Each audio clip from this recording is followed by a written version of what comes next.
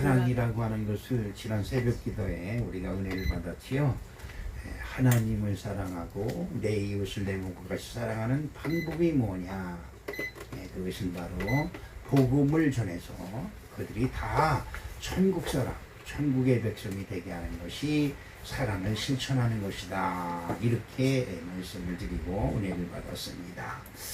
하나님은 지금도 하나님을 믿는 사람들을 찾아서 하나님의 무한하신 사랑을 그 사람들에게 보여주길 원하는 것이지요. 여러분 어떻습니까? 여러분이나 저나 보면 사람들이 지혜와 능력이 무한정하지요. 정말 사람들이 그 머리 써서 만들어 놓는 모든 제품들이라든가 과학의 물건들을 보면 깜짝깜짝 놀라요. 와, 어떻게 이런 걸 다 만들 수 있을까? 그렇죠. 그 인터넷에 보면 그 희한한 상품이 개발되면 이거 만든 사람은 천재가 아닐까? 이렇게 하면서 선전하는 것을 볼 수 있습니다. 여러분 어떻습니까?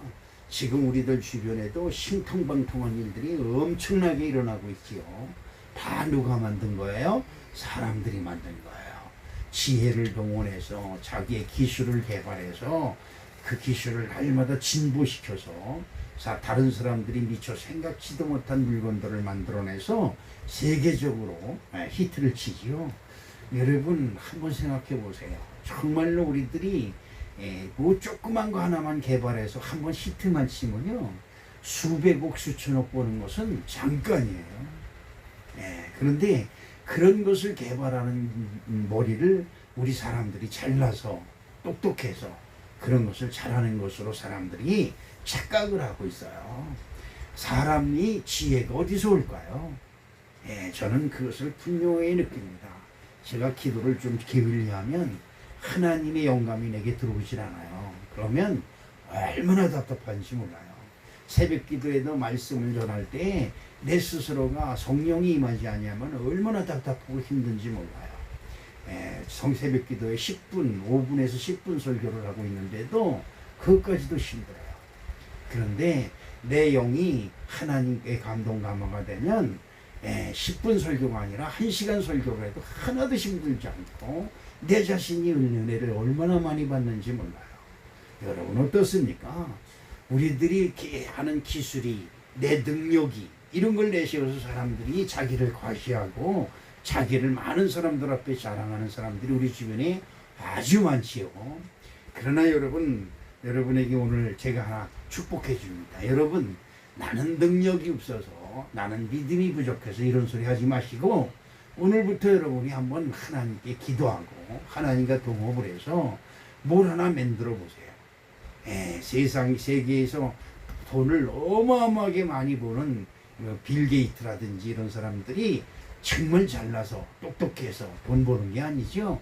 우리들이 알지 못하는 것을 하나 찾아내서 그것을 만들어서 그것을 세상 히트 상품으로 내놔서 돈을 우리가 상상할 수 없는 우리가 감히 상상할 수 없는 미국의 부자 한 사람이 돈 가지면 대한민국 땅을 다 사가도 남아요.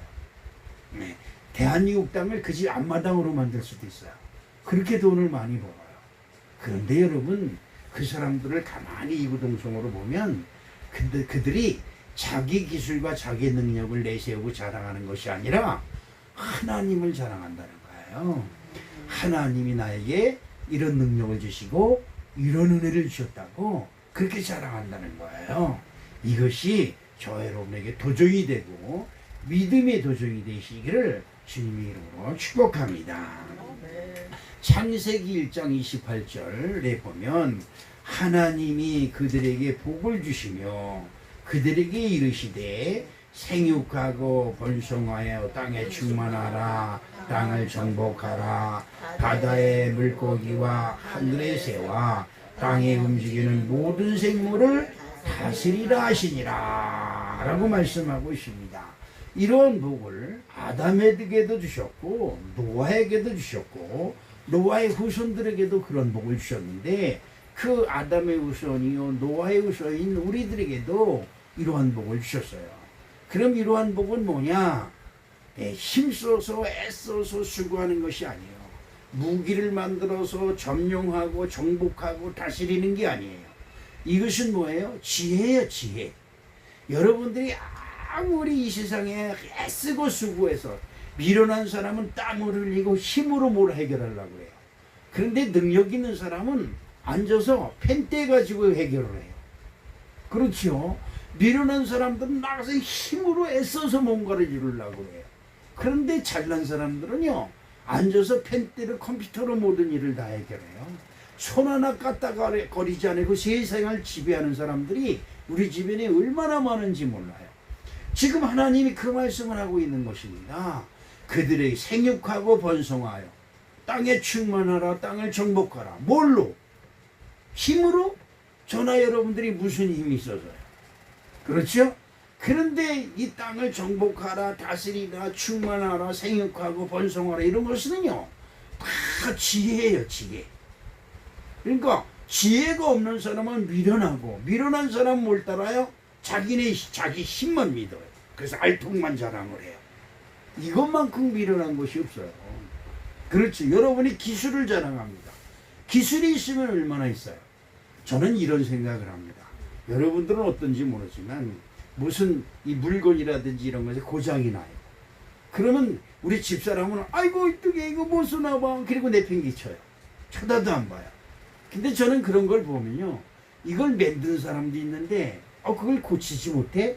이런 마음으로 그것을 달겨붙어서 싹 분해해가서 싹 조립해가지고 고칩니다. 여기는 청소기가 있어요. 우리 전도사님 그거 안 돼서 사람들이 하나도 안 써요. 고장 날 리가 없어요.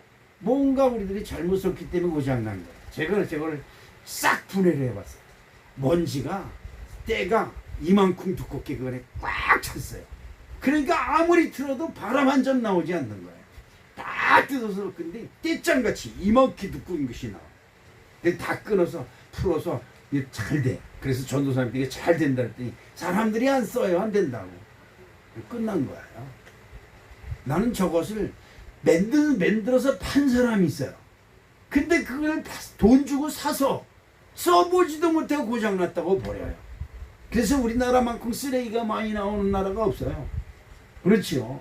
여러분 30년 전, 40년 전, 50년 전만 해도요, 미군 부대에서 나오는 쓰레기를 주워서 그 쓰레기를 고쳐서 자동차를 만들고 이것저것을 만들어서 쓰던 나라가 우리나라예요. 근데 지금은 한 번만 쓰고 조금만 지 마음에 안 들면 더 쓰레기로 버려요. 여러분 큰일 납니다.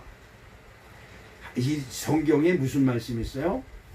일어섰거든 어떻게 해요? 넘어질까 조심하라. 그렇죠. 못 살 때는 먹고 살라고 애쓰고 수고하고 그냥 모든 것이 아껴요. 모든 것을 아껴요.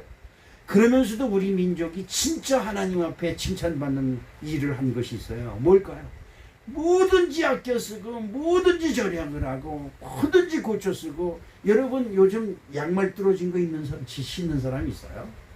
옷 겨서 입는 사람 있어요? 멀쩡한 옷도 구멍 내서 입고 다니는 세상이에요 요즘은. 그러죠. 그런데 여러분 어떻습니까?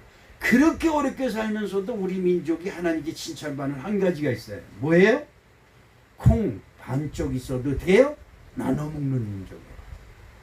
없었을 때 진짜 가난이 찢어지고 있는데도 콩 반쪽만 있으면 나눠 먹었어요. 교회를 우리나라 50년 전 60년만 해도 교회 성미, 자식들은 밥을 굶어가고 있는데 교회 성미를 꼭 뛰어서 가져와요. 그러면서 거족대기 가마대기 깔아놓은 그 위에 무릎 꿇고 앉아서 내 자식 배 굶지 않게 해달라고, 내 자식 굶지 않게 해달라고 하나님께 큰 통곡하면서 기도한 사람들이 우리 어머니와 아버지들이에요.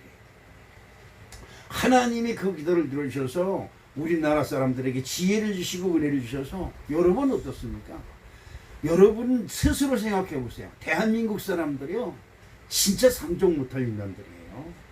금방 좋다 해다가 금방 왼수가 돼버리고요, 금방 좋다 해가지고 어저께도 우리 집사람이 텔레비를 보더니 저거 사야 된다고 며느리한테 싸다 주는 거야. 뭔데? 그때 다리를 막 흔들어주는 기계가 있대. 그걸 하면 그냥 뱃살이 쑥쑥 빠진다는 거야. 그거 사야 된다는 거야. 나한테 고박 직사하게만 했습니다. 여러분 걸어서 운동할 생각은 안 하고 누가 기계가 흔들어져서 그 몸이 살이 쑥쑥 빠지고 건강해지면 이 세상에 죽을 놈 하나도 없어요. 그렇죠? 어떻게 된 세상이 아주 이상한 세상이 되어버렸어요. 하나님이 주신 지혜를 엉뚱한 곳에 써버리는 사람들이 우리 주변에 얼마나 많은지 몰라요. 그렇죠? 그렇습니다.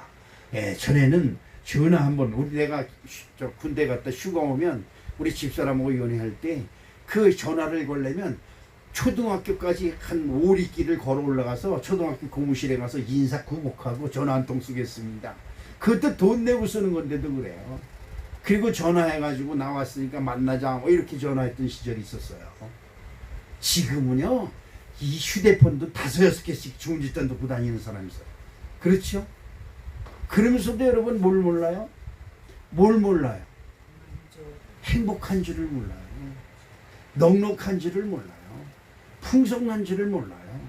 감사할 줄을 몰라요. 이웃하고 나눠 먹을 줄을 몰라요. 쓰레기로 다 버릴지언정 절대 이웃에게 나눠지지 않습니다. 그렇죠. 지금 우리들의 큰 문제가 이런 것입니다.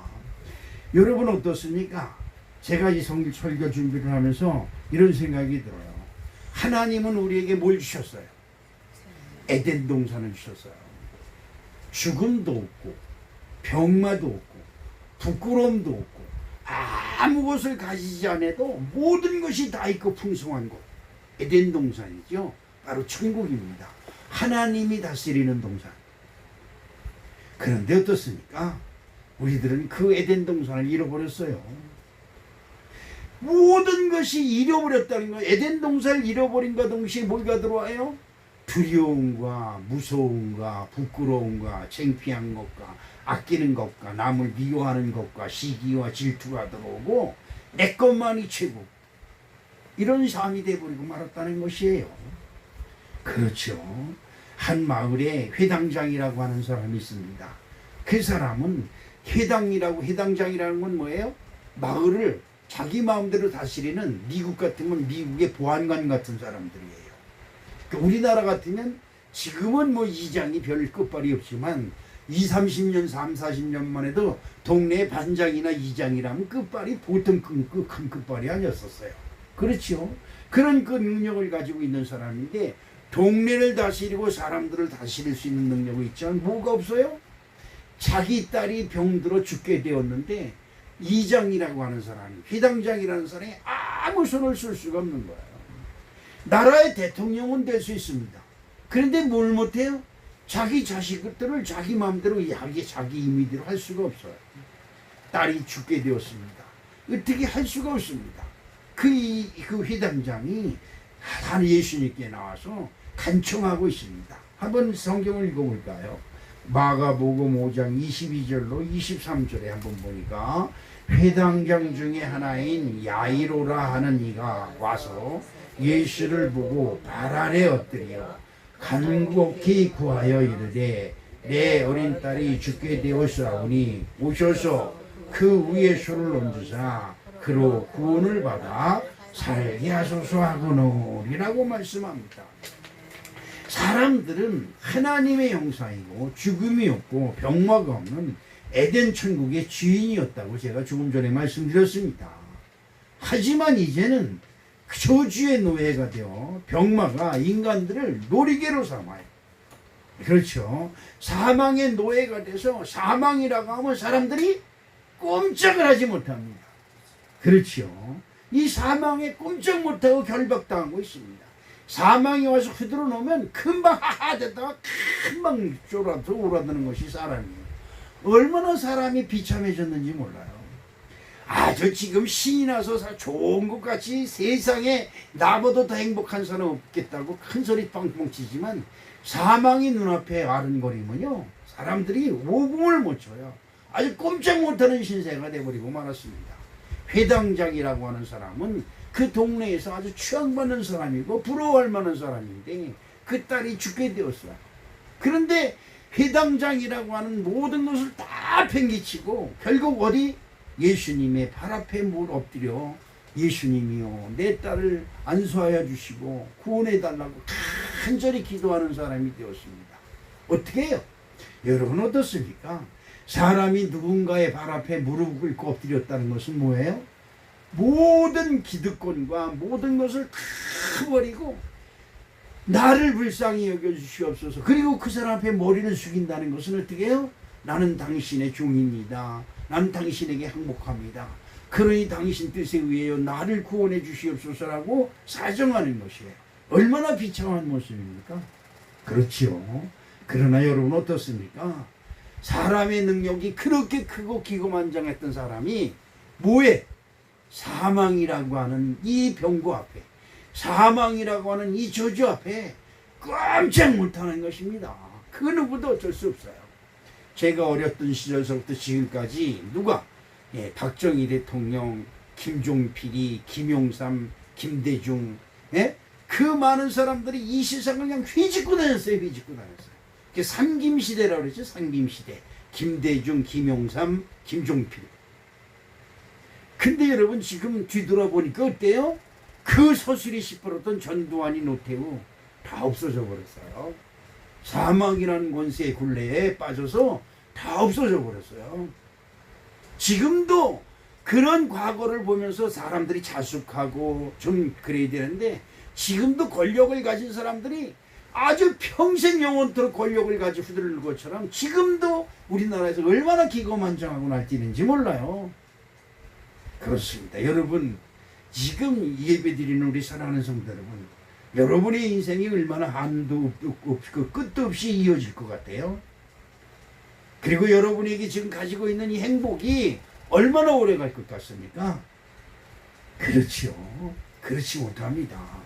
이 회당장도 그 자기 딸이 사망 권세에 놓여서 죽음에 임박해 있다는 것을 느끼고 자기 무력감을 느끼고 예수님 앞에 머리를 숙이는 자가 되어버리고 말았습니다. 오늘 우리 사랑하는 성도 여러분, 여러분에게 닥쳐오는 모든 질고와 고통을 어떻게 극복할 수 있을까요? 세상에서 돌을 하나, 아까도 말했지만 요 핀트 하나, 여러분 그래요. 어느 사람이 그런 얘기를 해요. 여러분 철사, 이게 철사, 그렇죠? 철사가 이렇게 길들한 철사가 있어요. 근데 그 철사를 가지고 어느 사람이 이렇게 가지고 놀다가 철사를 이렇게 꼬부렸어요. 철사를. 근데 그 철사가 어떻게 나중에 그 철사 가지고 놀다가 어떻게 그냥 무심코 꼬부렸는데 그 철사를 여기다 딱 꽂으니까 딱 꽂히는 거예요. 핀이 된 거예요. 핀. 이 하나 가지고 세상에 그것을 상품으로 만들어 내놨더니 이것이 날개도 진질이 팔려서 그 철사를 가지고 구부려 가지고 장례를 둔 사람이 억만장자가 되어버렸어요.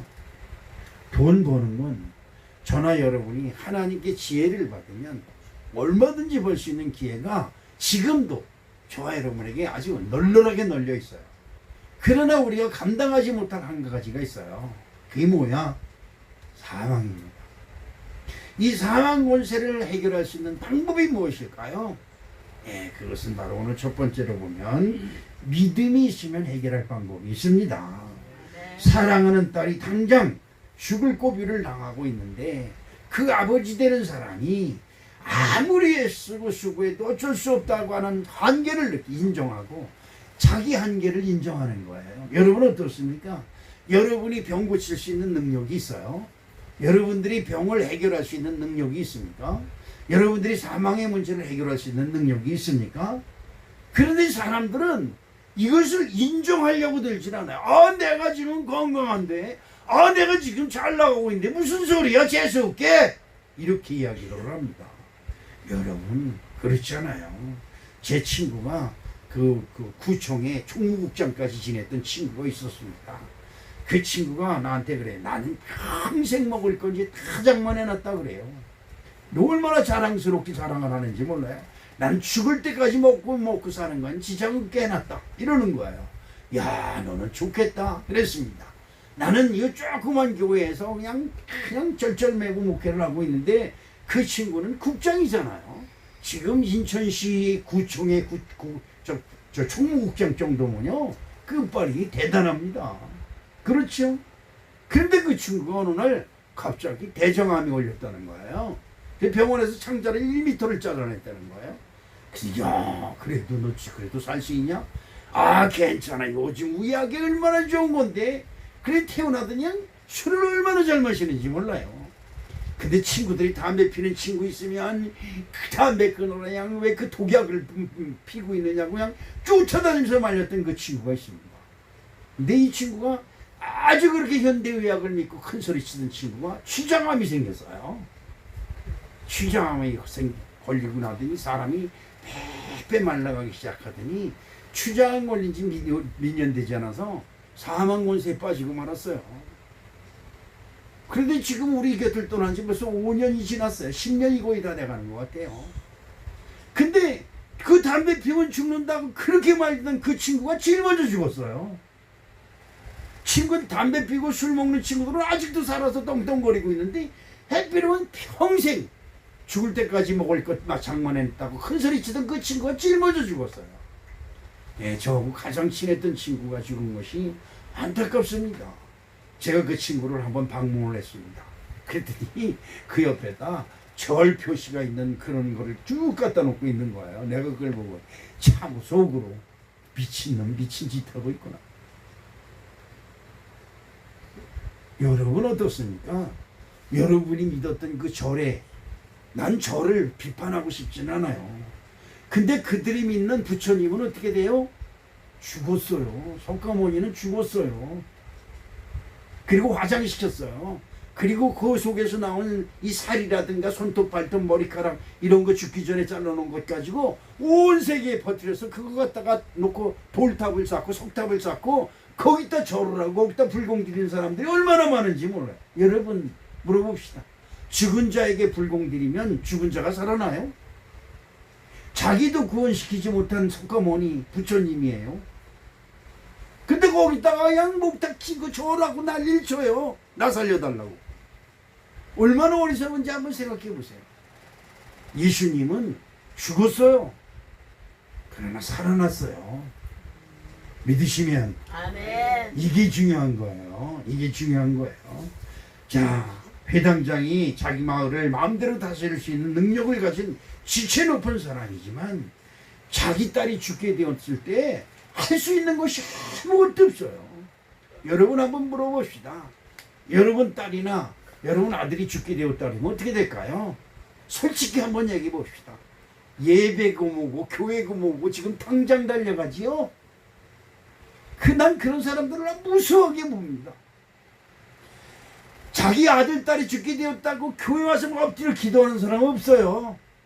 다 교회고 뭐고 지금 아들 딸이 죽게 생겼는데 교회가 무슨 교회냐고 하면서 달려가요.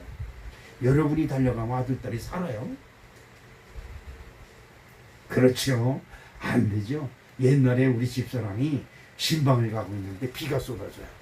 그때 여보 빨리 집으로 가 집으로 가. 그래. 왜? 고추 널어놨어. 그래서 신방 가지 돼. 신방이고 뭐고 고추 널어놨다니까 이 소리 들으면서 내가 웃었어요. 여러분 어떻습니까? 우리들의 삶이 뭔가 최선을 다하는 것 같지만 최선의 제1순위가 뭐예요? 하나님을 기쁘시게 하는 거예요. 시작. 하나님을 기쁘시게 하는 것. 그게 제1순위가 돼야 돼요. 자, 내가 직접 가서 봐야지. 내가 직접 가봐야 돼. 안 돼. 그러면서 달려가면 무슨 수가 있어요? 우리 김정희 집사님이 새벽에 문자를 보냈어요. 남편이 지금 심정지가 돼서 병원으로 가고 있다. 그래 기도하고 있었습니다. 계속 기도하고 있는 거예요. 조금 있다 문자가 왔어요. 틀렸어요. 그러는 거예요. 근데 그 소리 문자를 딱 보면서 그러면 틀렸지. 그렇죠. 하나님을 믿는 사람이 틀렸다 그러면요. 그건 틀린 겁니다. 근데 하나님을 믿는 사람이 끝까지 될 수 있다고 생각하고 있으면요. 하나님은 포기 안 하세요. 이걸 여러분 잘 아셔야 됩니다. 그렇죠. 야, 여러분 어떻습니까? 병이 나면 제일 먼저 뭐부터 생각해요? 119 불러서 어딜 가야 돼요? 좋은 병원 가야죠. 나쁜 병원 가면 안 돼요. 좋은 병원 가야 돼요. 둘째는 뭘 봐야 돼요? 좋은 의사를 만나야 되죠. 그죠? 세 번째는 뭐예요? 좋은 약을 줘야 돼요. 그렇죠. 우리 정수희 집사 오늘 못 왔는데 정수희 집사도 의사가 지금 나에게 맞는 약을 찾고 있습니다. 그것이 병원에 입원한 지 2달이 지날도록 계속 그 말만 하고 있어요. 기도해라. 기도해라. 의사가 안 되고 약이 의사가 병명을 판단하지 못하면 기도하는 것밖에 없다. 그랬더니 답이 지금은 의사가 나에게 맞는 백신을 찾고 있어요. 그러는 겁니다. 그럼 나도 할 말이 없는 거예요. 그렇죠? 그럼 할 말이 없는 거예요. 여러분 이 목사의 기도를 막으면요 더 이상 할 말이 없어요. 그렇죠? 자, 오늘의 본문에 비슷한 말이 있습니다. 자, 마가복음 5장 35절 말씀을 한번 읽어볼까요? 어떤 말씀이냐? 아직 예수께서 말씀하실 때 회당장의 집에서 사람들이 와서 회당장에게 이르되 당신의 딸이 죽었나이다. 어찌하여 선생을 더 괴롭게 하나이까? 라며 딸을 지켜보던 사람들이 회당장에게 와서 딸이 죽었는데 그 자리를 지키지 않고 지금 뭐하고 있는 거야? 아니 왜 선생한테 와서 선생을 괴롭게 하고 있어? 이렇게 이야기하고 있는 겁니다.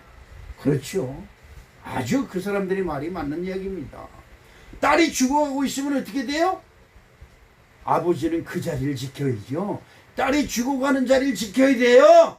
그런데 왜 그 자리에 있지 않냐고 여기 선생한테 예수께 와가지고 예수를 귀찮게 하고 있느냐 이 말이에요. 맞는 얘기예요. 얼마나 잘난 얘기예요. 얼마나 똑똑한 얘기예요. 아니 자식이 죽어가고 있으면 거기에 아버지가 있어야지. 왜 엉뚱한 데 와서 예수님을 귀찮게 하고 있어? 이 소리예요. 그렇죠. 여러분의 가족이 지금 응급실에 실려갔으면 당신도 응급실로 쫓아가야지. 지금 교회 와서 뭐하고 있는 짓이야? 이 말입니다. 맞는 얘기예요. 정말 똑똑한 얘기하고 잘난 소리입니다. 그런데 여러분 물어봅시다. 여러분들이 쫓아가면 그 죽어가는 가족이 살아나요? 여러분들이 쫓아가서 살릴 수 있다면 병원까지 데려갈 거 뭐 있어요? 여러분이 가서 끌어안고 여러분이 고쳐주지. 우리들의 이 생각 속에 삶 속에 생활 속에 뭔가 큰 모순이 있어요. 큰 모순이 있는 것을 깨닫지를 못해요. 그리고 그 모순된 생활이 잘난 것이고 똑똑한 생활인 줄 알고 계속 밀고 나가는 거예요. 그러니 하나님이 여러분에게 손쓸 시간이 없어요. 저도 마찬가지입니다. 여러분이 믿음을 거부하는 말을 하면요 더 이상 기도를 하지 않습니다. 그렇죠? 끝까지 믿음을 붙들고 있는 것이 보이면 저도 끝까지 그 사람을 위해서 기도해요. 근데 아니 본인이 먼저 포기를 하는데 옆에서 아무리 기도한들 무슨 소용이 있겠습니까? 그렇죠. 그것입니다. 회장장의 딸이 죽어가는 모습을 보고 회당장은 뒤돌아보지 않냐고. 딸이 죽어가는 모습을 보고 열원한데 그 딸을 붙들고 있는 것이 아니라 아니다. 예수님께 달려간 거예요. 세상 사람들이 보면 어떻게 해요? 아니 저 아버지가 돼가지고 저게 뭐야? 아니 딸을 지키고 있어야지 어딜 가고 있는 거야? 아니 예수는 무슨 예수? 교회는 무슨 교회? 이렇게 주변 사람들이 욕하고 있는 것이지요. 그러나 여러분 여기서 중요한 것이 있습니다. 회당장은 자기 딸이 죽어가는 모습을 보면서 예수님께 달려가야 산다. 예수님이 살려줘야 산다. 이 확실한 믿음을 가지고 자 죽어가는 딸을 내버려 두고 누구한테 가요? 예수님께 갔다는 겁니다. 네, 우리 김종희 집사님이 남편이 죽고 얼마나 실망하고 낙심하겠어요. 그러면 말이에요. 교회 나와야 돼요. 실망하고 낙심할 때 의지할 곳이 어디예요? 하나님이에요. 하나님. 그런데 사람들은 야 지금 이 문제를 해결할 것은 주변 사람들 쪽에서 뭔가 문제 해결을 찾으려고 주변 사람들에게 찾아다녀요. 여러분 내가 100% 장담합니다. 여러분 주변에 있는 사람 내가 분명히 남편, 아내, 자식, 친척들이요 사기꾼이에요. 당신 사랑합니다. 당신 행복하게 해줄게요. 전부 다 사기꾼이에요. 제가 주례를 많이 섰습니다. 여러분 난 주례 쓰면서도 그 부부에게 진짜 영원토록 검은 머리가 뭐가 되도록 지량 맞은 소리 하고 있어요. 팥뿌리는 매운탕 끓일 때 집어넣으면 시원하고 좋아요. 여러분 결혼한 그날서부터 남편과 부인은 남편에게 사기꾼이고 부인은 남편에게 사기꾼이에요. 왜 이런 말을 하는지 아세요? 우리들의 삶을 보면 그래요. 우리들의 삶이 그래요. 그걸 가리키고 있는 것이죠. 여러분 어떻습니까? 사람들은 딸이 죽어가면 그 죽어가는 그 자리를 지켜야지 어딜 가냐고 소리를 질러요. 이 회당장은 자기가 자기 자신을 합니다. 내가 딸 옆에 자리를 지켜도요, 그 딸은 죽습니다. 그러면 이 회당장이 할 수 있는 방법이 뭘까요? 죽어도 누구 안에서 죽어야 된다? 예수 안에서. 죽어도 예수 안에서 죽어야 된다. 시작. 죽어도 예수 안에서 죽어야 된다. 믿으시면 아멘. 이건 여러분의 인생이 철칙이 되어야 돼요. 망해도 예수 안에서 망해야 되고요. 아멘. 살아도 예수 안에서 살아야 돼요. 아멘. 이것이 실철칙이에요. 회당장은 이것을 알았어요. 아니 내가 지키고 있으면 그 자식이 살아? 그렇죠. 내가 지키고 있으면 그 자식이 산다고 한다면 그 자식이 죽을 고비를 맞이할 수도 없죠. 왜? 내가 살리고 내가 보호하니까. 우리들은 이런 잘못된 생각, 이런 잘못된 모순 속에서 지금 살아가고 있어요. 목사님 나 교회 못 가. 지금 남편이 병원에 가고 있어. 그러면 어떻게 하라고요? 그러면 어떻게 하라고? 당신은 하나님께 기도 안 하고 목사님 보고만 기도하라고요? 목사님은 여러분을 위해서 기도해야 중요한 것이 있어요. 목사님이 여러분을 위해서 기도하면 여러분이 그걸 받아서 하나님께 상달돼야 돼요. 아멘. 근데 목사님이 여러분을 위해서 아무리 기도해도 여러분이 그것을 믿음으로 받지 아니하면 허공을 떠돌아요. 별 볼 일 없어요. 여러분, 예수님이 이런 말씀을 합니다. 어느 집에 들어가면 그 집의 평강을 위하여 기도하라, 그런 말씀 있죠. 아멘. 그 집에 평강이 받을 만한 그 믿음이 있으면 그 평강이 그 집에 들어갈 것이고, 그 집에 평강 받을 만한 믿음이 없으면 그 평강이 맴돌다가 다시 나에게로 돌아온다는 거예요. 이거 참 어떻게 보면 슬픈 얘기예요. 여러분, 믿음 있는 자 되시기를 주님의 이름으로 축복합니다. 두 번째로, 믿음은 기적을 만들어냅니다. 시작. 여러분, 여러분의 믿음이 여러분의 삶 속에 기적을 만들어내요. 저는 지금도 목회를 하고 있지만 여기 닭도 치고 닭도 기르고 저 벌도 키우고 있고 여기 무슨 뭐 별것 다 하려고 그래. 꼼지락꼼지락 그래요. 제가 힘이 닿는 데까지. 그러나 항상 제 마음속에선 하나님이 나에게 지혜를 주시면 무언가를, 아까도 말했어요. 철사 하나 가져 놀다가 희한한 걸 발견하게 되는 거예요. 하나님이 그런 눈을 뜨게 해주셔야 돼요. 그렇지 안 뜨게 하셔도 감사한 것이지만 뜨게 해주시기를 바라는 마음이 항상 저한테는 있어요. 그래서 뭐를 보면 항상 연구하는 기질이 저에게는 있어요. 하나님, 이거 왜 나한테 보여주셨어요? 컵을 왜 이걸 나한테 보여주셨어요? 예, 우리 집에 여러분 리모컨 있죠? 집에 이리저리 굴러다녀요. 근데 이 테레비 리모컨을 가지고 어디 갔어? 어디다 뒀어? 맨날 찾는 거예요. 그래서 제가 이거 보니까 약봉다리, 박스가 하나 있어요. 박스. 약을 담은 박스, 상자. 그게 조그만 게 있는 거예요. 그걸 가만히 보니까 그 쓸만할 것 같아서 딱딱 오려가지고 풀칠을 해가지고 그 김치 냉장고 옆에다 떡 붙여놨어요. 그리고 리모컨을 거기다 딱 집어넣었어요. 리모컨 쓰고 꼭 거기다 집어넣어라 그러는 거예요. 집사람이 야 당신 머리는 좋아 그러는 거예요. 머리는 안 좋아요. 대가리가 좋지. 대가리는 안 좋아요. 그 속에 하나님 주시는 지혜가 좋지. 그런 것이죠. 지금 폭염주의보가 내렸다고 메시지가 계속 나오고 있어요. 여러분 11시부터 폭염주의보가 내렸다는데 여러분 시원한 데서 예배 드리니까 좋잖아요. 너무 시원하니까 어떻게 해요? 졸음이 쏟아지지요? 여러분 에어컨 끄고 문 열어놓고 폭염이 좀 들어오게 할까요? 땀이 뻘뻘 나게? 그렇습니다. 여러분 어떻습니까? 그런데 우리 손녀딸들이 와서 보더니 그게 신기했나 봐요. 거기다가 이만한 화장품 그릇을 갖다가 꽉 쳐박아가지고 다 찢어놨어요. 그때 집사람이 아쉬운가 봐요. 그것은 다시 만들어 달라고 그러더라고요. 여러분 생활의 지혜지요. 생활의 지혜가 뭘 만들어요? 기적을 만드는 겁니다. 여러분 이런 생각을 가지세요. 여러분 생활 속에 불편한 것이 있으면 그걸 편리하게 하려고 뭘 만들어 봐요. 그 만든 것이 기적을 만들어요. 그것이 상품화되면요 수십억 버는 건 금방이에요. 하나님 교회 짓게 성전 짓게 이런 지혜를 주시옵소서. 괜히 없는 돈 남이 돈 가져오기를 바라지 말고 내가 한번 하겠다. 뭘 하겠다. 여러분 돈 벌어서 뭐 하려고요? 내 집 짓고 잘 먹고 잘 살 생각만 하지요. 그러니까 복을 못 받아요. 여러분 미국의 부자들이 뭐 하는지 아세요? 가난한 사람들이 있으면요 모든 것을 다 그들에게 헌금을 그리고 그 사람들의 선교원금을 얼마나 많이 내주는지 몰라요. 우리나라의 YMCA 이런 거 왜 생겼어요? 하나님이 돈을 벌게 해주니까요 전 세계 청소년들을 위해서 YMCA 회관을 지어줘요. 누가 했어요? 그것을 만든 창시자가 한 거예요. 그러니까 그들에게 하나님이 복을 막 주시는 거예요. 복을 어떻게 줄까요?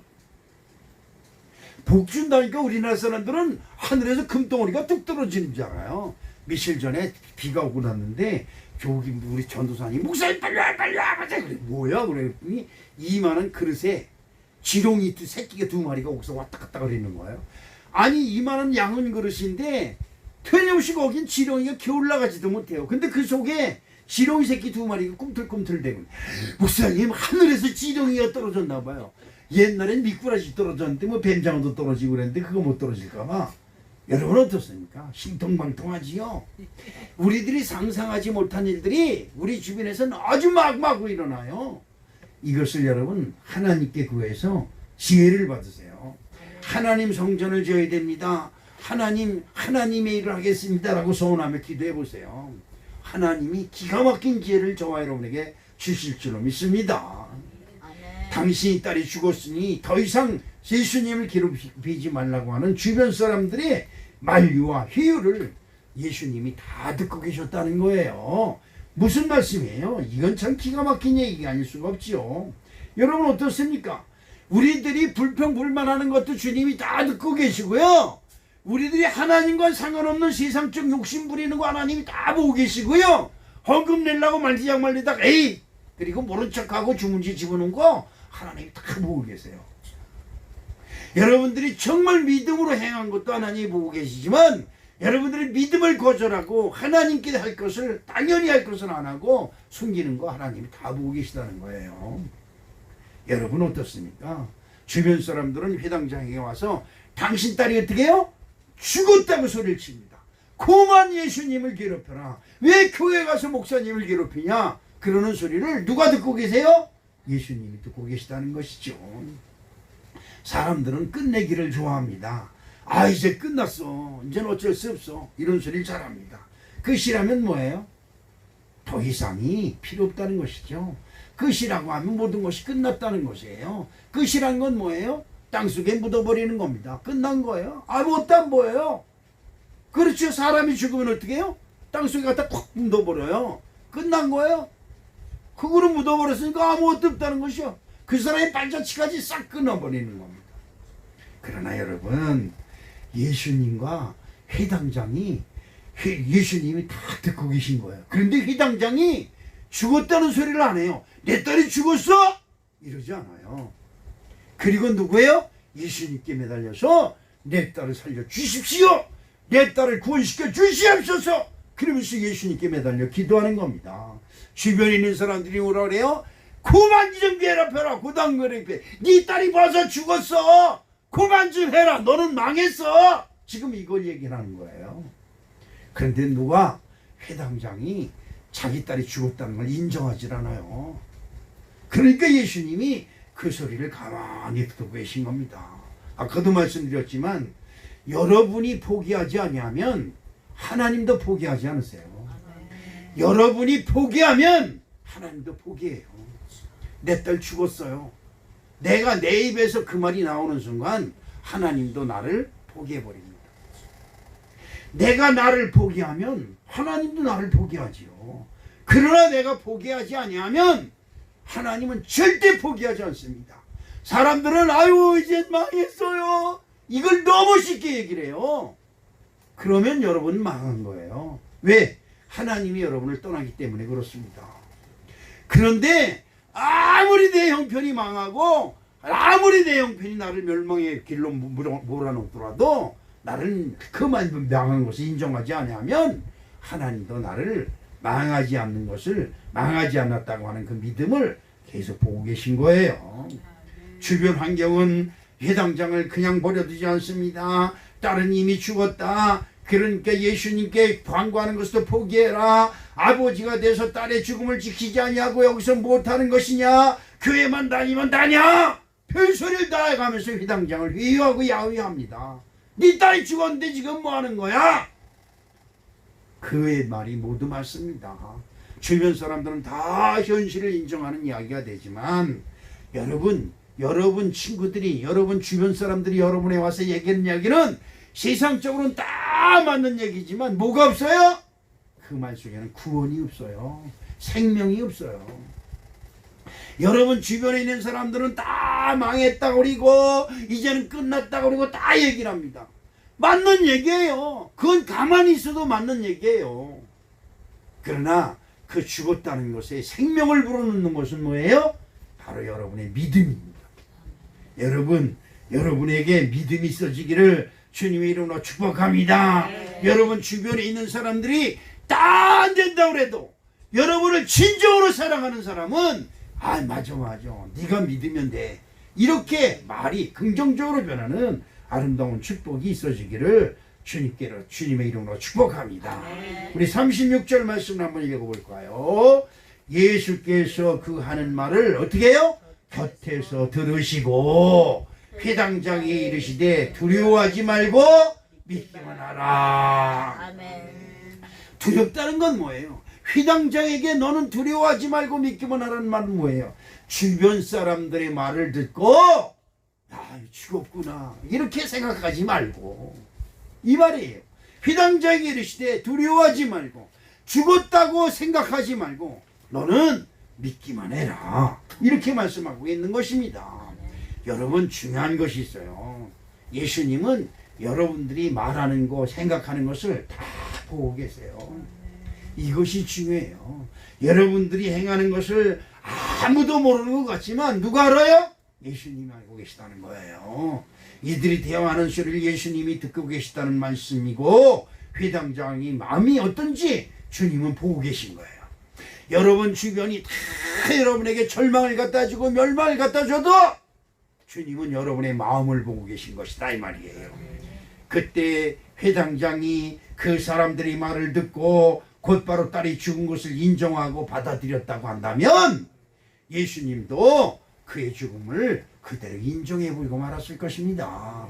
그러면 회당장의 딸은 영원히 돌아오지 않은 죽음의 권세로 빠져들어가고 말았을 것입니다. 여러분 어떻습니까? 내 남편은 죽었어도 예수님과 더불어 천국에 갔습니다 라고 하면 그 남편은 천국에 갈 것입니다. 내 아들은 죽었지만 예수 그리스도의 은혜로 천국 갔습니다 라고 인정하면 여러분의 아들은 천국에 갔을 것입니다. 그런데 내 아들이 죽었어 어떡해. 내 아들이 죽었어 내 남편이 죽었어 어떡해. 그러면 그 아들은 죽은 거고 그 남편은 죽은 것이 되는 것이다 이 말이에요. 오늘 우리 사랑하는 성도 여러분, 예수님은 마태복음 9장 23절에 이런 말씀을 합니다. 우리 한번 같이 읽어볼까요? 예수께서 이르시되 할 수 있거든 이 무슨 말이냐. 믿는 자에게는 능히 하지 못할 일이 없느니라.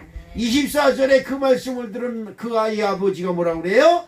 그 아이의 아버지가 소리질러 이르되 내가 믿나이다. 나의 믿음 없는 것을 도와주소서 하더라. 아멘입니다. 아멘. 여러분 어떻습니까? 우리는 예수님의 소리를 일주일에 한 번씩 최소한도 들어요. 교회 못 나와도 온라인이라도 들고 여러분 방송 성교라도 들고 유튜브라도 듣고 들어요. 그런데 이상한 게 있어요. 하나님의 말씀을 들을 땐 딴 척하고 있다가 친구들이 뭐라 그러면 그래요. 이게 뭐하는 짓이에요? 주변 사람들이 와서 얘기하면 그래요. 하나님 말씀을 들을 땐 멍충 때리고 있다가 여러분 이게 뭐하는 짓이에요? 하나님의 말씀을 들어야 살아날 기회가 있고 하나님의 말씀을 들어야 성공할 기회가 생기는데 우리는 하나님 말씀들에게는 들을 때는 멍 때리고 있다가 친구들이 얘기하면 귀가 번쩍 눈이 번쩍해요. 이거 망할 징조예요. 여러분 어떻습니까? 하나님의 말씀을 듣고 살아가는 방법을 찾으세요. 여러분 성공하는 길을 찾으세요. 생명의 길을 찾으시고 천국에 가는 길을 찾으시기를 주님의 이름으로 축복합니다. 아멘. 마지막으로 믿음이 깨끗해야 됩니다. 아멘. 어떻게 된다고요? 깨끗해야. 믿음이 깨끗해야 돼요. 아멘. 여러분 믿음이 지저분하면 안 돼요. 믿는데 조건이 더럽게도 많아요. 여러분 한번 생각해 보세요. 사랑의 조건이 있어요. 사랑의 조건. 결혼의 조건이 있어요. 무슨 놈의 조건이 많아요? 사랑하면 그걸로 끝이지. 그렇죠? 사랑은 뭐예요? 사랑은 뭐예요? 성경이 가르쳐주는 사랑은 뭐예요? 허다한 허물을 덮는 거지요. 사랑하는 것은 이유가 없어요. 사랑하는 무슨 허물이 많고 무슨 이유가 많고 무슨 핑계가 많아요. 사랑하면 끝이지. 그런데 여러분 우리는 사랑의 조건들이 너무 많아요. 아주 복잡해요. 머리가 아파요. 그래서 결국 뭐라 그래요?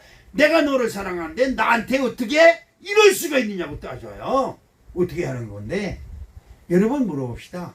여러분을 사랑하면 어떻게 해야 되는 건데? 그렇죠? 근데 우리는 내가 너를 어떻게 했는데 내가 너를 얼마나 사랑했는데 넌 나를 어떻게 이럴 수가 있어! 그리고 따집니다. 여러분은 사랑하면서 어떻게 했는데요? 그렇죠? 여러분 믿음은 순수하고 깨끗해야 돼요. 군더더기가 없어야 돼요. 여러분 군더더기가 붙으면 치사하고 더러워요. 여러분 어떻습니까? 믿느냐? 라고 예수님이 질문하면 여러분 뭐라고 대답해요? 아멘. 아멘이지요? 아멘 이외에 다른 것이 없어요. 믿느냐? 그러면 아멘! 끝이에요. 믿느냐 하는데 뭔 이런저런 이유가 많아요. 교회 나와서 예배 드리면 끝이지. 예배 드리는데 뭐 이런저런 조건이 막 갖다 붙여요. 그렇죠? 더러워요. 여러분 믿음이 얼마나 추하고 더러워요. 그렇죠? 여러분이 한번 생각해 보세요. 하나님께 이런 거 저런 거 막 갖다 구실을 붙여요. 한번 생각해 보세요. 교회에 나오는 것, 기도하는 것, 헌금하는 것, 봉사하는 것, 그것에 뭐 이유가 다 갖다 붙여요. 뭐 그렇게 이유와 핑계가 많은지 몰라요. 여러분 생각해 보십시다. 여러분이 하나님 믿는 믿음에 깨끗하고 순전하면요, 하나님도 여러분의 믿음에 깨끗하게 딱 해결해 주세요. 근데 우리가 하나님 믿는 것에 이유가 많고 핑계가 많고 군더더기가 많으면요, 하나님도 여러분에게 뭘 응답해 줄 때 군더더기가 많아요. 지저분해요. 여러분 믿음이 정말 순수하고 깨끗하시기를 주님의 이름으로 축복합니다. 아멘. 창세기 12장 10절에 이런 말씀이 있어요. 한번 다 같이 읽어볼까요? 그 땅에 기근이 들었으므로 아브라함이 애굽에 거류하라고 그리로 내려갔으니 이는 그 땅에 기근이 심하였습니다. 이 말씀 무슨 말씀이냐? 하나님이 아브라함에게 가나안 땅에 가서 살라고 가나안 땅을 가르치셨어요. 근데 그 땅에 갔더니 기근이 얼마나 심한지 몰라요. 그래서 아브라함이 당연히 기근이 심하니까 먹을 거 없잖아요. 그래서 애굽으로 갔어요. 무슨 일이 있었을까요? 아브라함이 가나안 땅에 갈 때는 하나님이 칭찬했어요. 근데 가나안 땅을 버리고 다른 곳으로 가버리니까 하나님이 아브라함을 버렸어요. 무슨 일이 났을까요? 아브라함의 가정이 파괴돼 버리고 말았어요. 여러분 굉장히 중요한 말씀이에요. 하나님을 믿으면 이유가 없어요. 기근이 들었거든 먹을 것이 없으면 그 자리에서 굶어 죽겠다고 앉아있는 거예요. 그러면 하나님이 그 믿음을 보시고 까마귀를 동원해서 먹을 것과 입을 것을 갖다 주시는 거예요. 근데 우리는 절대 그렇게 생각지 않았습니다. 이 똑똑한 머리를 굴려서 당연히 먹을 것이 없으니까 애국으로 간다. 어디로 간다? 세상으로 간다. 그리고 갑니다. 그가 하나님의 동산을 떠났으니까 하나님도 그를 떠나는 거예요. 이걸 여러분 잘 아셔야 돼요. 여러분이 핑계를 대고 구실을 대면 하나님도 여러분에게 핑계와 구실을 대고 여러분의 기도를 안 들으세요. 여러분이 예배를 안 받으신다 이 말이에요. 큰일이죠. 큰일입니다. 마가복음 14장 65절을 한번 보겠습니다. 어떤 말씀이 있는가? 어떤 사람은 그에게 침을 뱉으며 그의 얼굴을 가리고 주먹으로 치며 이르되 선지자 노릇해라 하고 하인들은 손바닥으로 치더라. 그때 당시 하인은요 주인 얼굴도 못 쳐다봐요. 여러분 어떻습니까? 우리나라 옛날에 머슴이나 하인들이 고개 푹 숙이고 주인 앞에 고개도 못 들어요. 근데 그 하인이 예수님의 귀싸대기를 때리면서 막 놀려대는 거예요. 얼마나 얼마나 굴욕적이에요. 그렇죠. 그런데 예수님은 제사장들에서 심판당할 때 하인들이 자기를 희롱하고 놀려도 아무 소리 안 하는 겁니다. 바깥에서 느닷없이 여러분에게 와서 너 지금 교회에서 예배 드리는 거야? 그래서 침을 태태 받으면서 네 예수가 너를 구원하고 네 하나님 있으면 너를 구원해나 바라면서 침 뱉으면서 백길로 차고 여러분을 조롱하는 겁니다. 그럼 우리는 어떻게 해요? 혈기내고 그래요. 그럴 거 없어요. 하나님이 여러분의 믿음을 시험하려고 역사하는 거다 생각하고 그래 너가 나한테 침 뱉고 너가 나를 조롱하고 너가 나를 무시해도 나는 하나님을 믿는다. 할렐루야. 아멘. 너가 그럴지라도 나는 하나님을 믿는다. 아멘. 이것이 믿음이에요. 이것이 순종한 믿음이죠. 예수님은 그렇게 하는 사람들 앞에 이유가 없습니다. 그대로 당하는 거예요. 왜요? 하나님을 믿는 믿음에 근덕지 더러운 걸 갖다 붙이려고 하지 않아요. 우리는 하나님 믿는데 웬 조건이 이렇게 많은지 몰라요. 하나님께 기도회로 나오는 거, 하나님께 예배로 나오는 거, 하나님께 헌금하는 거, 하나님께 봉사하는 것도 뭐 그렇게 이유가 많은지 몰라요. 군더덕지를 붙이면요 더덕더덕 붙여요. 여러분 소가 외양간에 누워 있어요. 근데 여러분 소 웅덩이에는 자기 똥이 더덕더덕 시꺼멓게 붙어 있어요. 주인이 갈퀴 같은 거 그런 거 가려고 띄워주지 않으면 이 떨어지질 않아요. 여러분 그런 것을 하나님께 바치겠어요? 하나님은 순전하고 흠없고 깨끗한 1년 된 어린 양을 하나님께 바치라는 거예요. 이것은 무슨 말이에요? 우리들이 하나님을 믿는데 조건이 있으면 안 돼요. 그냥 네가 믿느냐? 그럼 아멘. 그런 것이에요. 더 이상 이런 거 저런 거 구실 갖다 붙이지 마세요. 우리 사랑하는 성도 여러분, 하나님 믿는데 웬 구실이 그렇게 많고 웬 핑계가 많고 무슨 조건이 그렇게 많아요? 우리 하나님은 아무 조건 없이 우리들의 취하고 더러운 죄를 십자가에 씻어주시기 원하셔서 십자가의 고난을 아무 조건 없이 받으셨어요. 믿으시면 아멘입니다. 골로새서 1장 22절에 이제는 그의 육체의 죽음으로 말미암아 화목하게 하사 너희를 거룩하고 흠없고 책망할 것이 없는 자로 그 앞에 세우자 하셨음이니 라고 기록하고 있고요. 베드로전서 1장 19절에 오직 흠없고 정없는 어린 양 같은 그리스도의 보배로운 피로 된 것이니라 라고 말씀하고 있습니다. 오늘 이 회당장은 자기 딸이 죽어갑니다. 이유가 없습니다. 그냥 예수님 앞에 가서 내 딸 살려달라고 머리 숙여서 그냥 간절히 기도하는 거예요. 주변 사람들이 와서 군더더기를 붙이고 이유와 핑계를 대고 네 딸이 죽었는데 너 지금 예수님께 와서 뭐 하는 것이냐, 교회 나가서 뭐 하시는 거냐, 온갖 핑계와 구실을 다 갖다 붙여도 회당장은 그런 거 쳐다보지도 않고 오신 예수님만 바라봅니다. 예수님이 그 회당장의 무덤을 보시고 그의 집에 들어가 그 딸에게 발리다금 뭐 깨끗하게 말씀하십니다. 발리다금 소녀야 일어나라 이 말을 한 말씀으로 그 딸을 살려줍니다. 우리 사랑하는 성도 여러분, 여러분이 군더더기 없는 깨끗한 믿음으로 하나님의 사랑을 받고 하나님의 축복이 여러분 것이 되는 아름다운 은혜가 이날 이 아침에 여러분과 함께 하시기를 주님의 이름으로 축복합니다. 사랑의 아버지 하나님, 그렇습니다. 우리는 하나님을 믿으면서 큰 군더더기와 이유가 너무 많습니다. 이런 핑계 저런 구실 이런 핑계 얼마나 많은지 몰라요. 이젠 정말 하나님 앞에 군더더기 없는 깨끗한 믿음으로 나의 순결을 주님께 드리는 아름다운 믿음이 우리를 충만하게 도와 주시옵소서. 예수님의 이름으로 축복하며 기도합니다. 아멘.